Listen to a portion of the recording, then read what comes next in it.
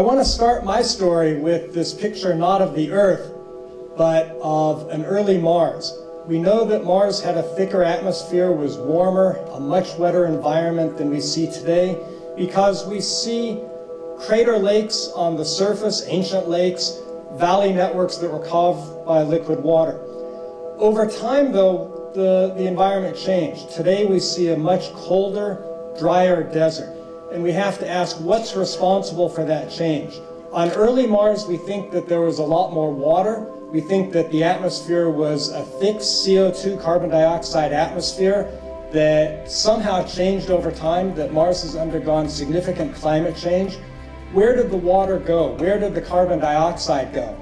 It might have gone down into the crust, where it can be locked up as minerals or as ice, or it might have gone up to the top of the atmosphere and been lost to space. That latter option is the one that MAVEN is going to be exploring, looking at the role that loss to space may have played in the changing Mars climate. We think that this loss to space was driven by the sun, by the solar wind hitting the planet, by solar storms that eject out from the sun, hitting the planet and stripping the atmosphere off. So we have to start with the sun. When we look here at the quiet sun, we don't see the solar wind streaming out beyond that corona, though it's going out at 500 to 1,000 kilometers per second. And when it hits Mars, it has the possibility of stripping some of the gas off.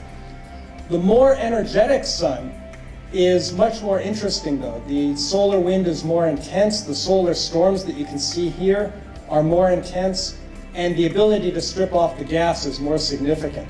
We're going to measure the properties of the sunlight hitting the planet, the solar wind, and the response of the atmosphere. When these solar storms eject from the sun and head out through the solar system, seen here in this artist representation, we want to know what effects they can have when they get to Mars. And when they do, we can see here in a representation from observations from spacecraft spread throughout the solar system that they can hit Mars, they can have a significant effect. We know these storms happen. We need to see what happens when they get to Mars.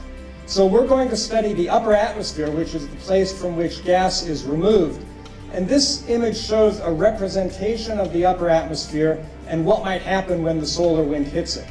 The arrows represent streamlines. The colors represent the top of the atmosphere being stripped off by the solar wind when it hits the planet. That was, to my mind, such a cool video. I want to show this again because I had to talk through the first time. When we see the atmosphere and the solar wind hitting it, it strips the gas off, and over geologic time, that may have been responsible for changing the atmosphere, for driving the climate change that we see evidence for at Mars. We're going to do this now with the MAVEN spacecraft. It's a solar-powered spacecraft.